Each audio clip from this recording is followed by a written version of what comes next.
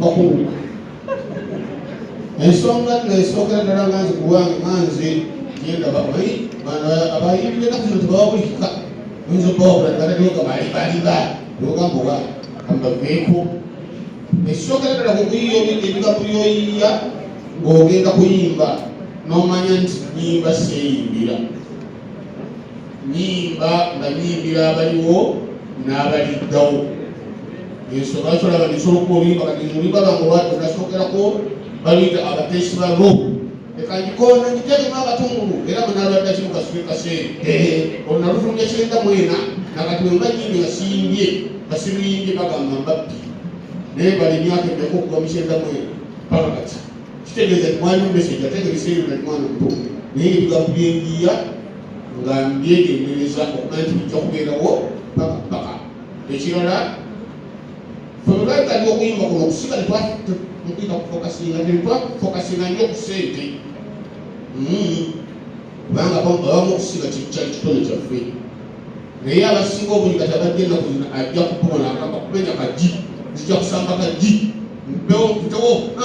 bali bwayita ate munange bayitawo nayimba byayimbye abantu ne batuwagira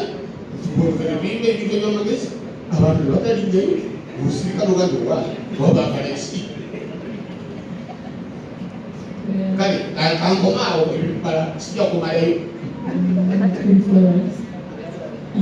niyanze nnyo kansookere okuddamu ekibuuzo ky'omwami oli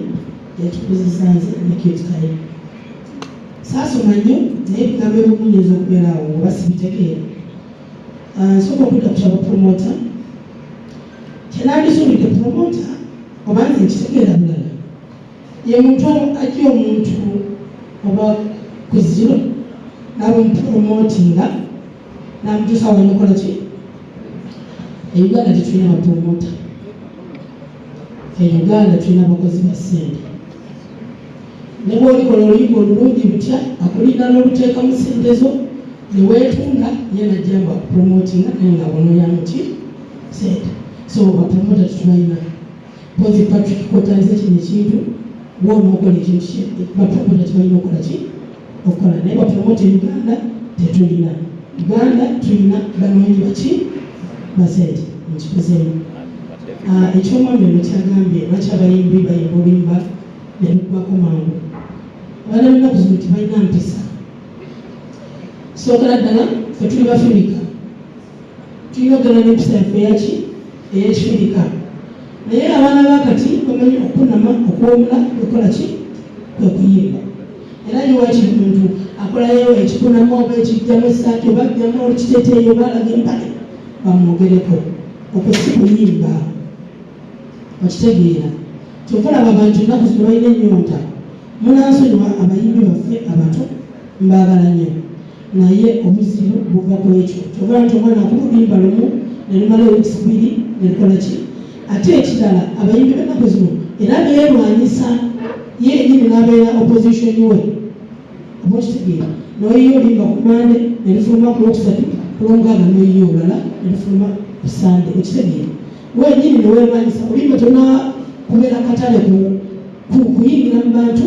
ate oleesa oluki olupya so ekyo nakyo kikola music so nze kirina ogamba abayimbi abaliko kati oba abato tebawemula tebazazaako ennyimba buli kaseera sooka okola olusooka abantu bategeere baleeta olulala neyanzanya ndowooza ekisinga otutawaanya mu industry now is ekigambo kye bayita originality not creativity bali very creative naye abasinga balakinga originality as a Ugandan ne bwoba oli muyimbi waliwo ekyo ekintu original kyekimu Uganda originality ekibeera mu ggwe ng'oyimba naye ennaku zino twagala nnyo okuwulira engoma ya Banaboy n'ogireeta n'ogituuzaamu wano mu Buganda oba olusoga o anything kakati kituufu oba oyimbe naye oba tolina originality kirizagaana because toyina originality kiba kijja kuggwako mangu kubanga kiri kyoleese si kikyo. Originality kukopa. We lack originality. Music waffe lwaki across okutuuka kweno generation simply because oluyimba olwange olwasofulwange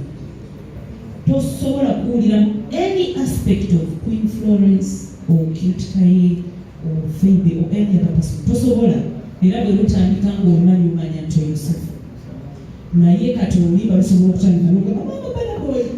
kumbe si banaboy. So tuyinza endowooza kino tekitutawamu. Platform eno nga wetugaye project eno twakitandika 2017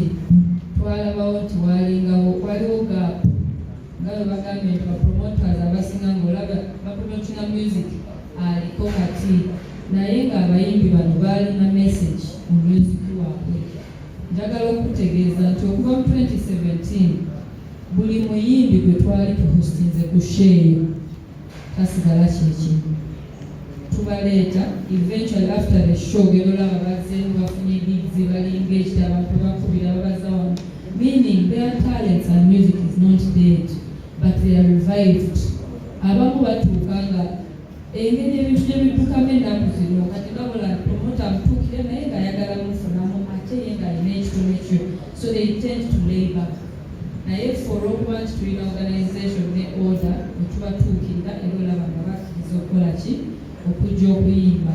Lately media platforms nyingi mostly enyimba zaabwe zeenyaba kati nti luli tetwalinanga platforms naye kati osanga omwana w'emyaka 2 atudde mu challenge y'aluyimba lwa Madam Sophie Nantongo. Buli muntu alaba oluyimba era oddako n'oclick nga wali oluyimba n'olaba nannyiniko. I think that's the beauty about social media nti luli nga olina zinoonya ku YouTube onaani naye kati TikTok ekimala buli wamu. So I believe with that and even then never management baabwe batula ne organizing that they would really still be existing. Gwe wenna nga wandyetaaze okwata omukolo gwo nga okwanjula embaga amazaalibwa baby shower kuhinjira n'ebirala bingi nkwanjulira Glosh TV bakafulu b'okuba ebifaananyi n'okwata video era nga wandyetaaze okulanga wamu ne Glosh TV kuba ku namba y'essimu eno noti 75 noti 31 283 tweyunire oleme kwejjusa.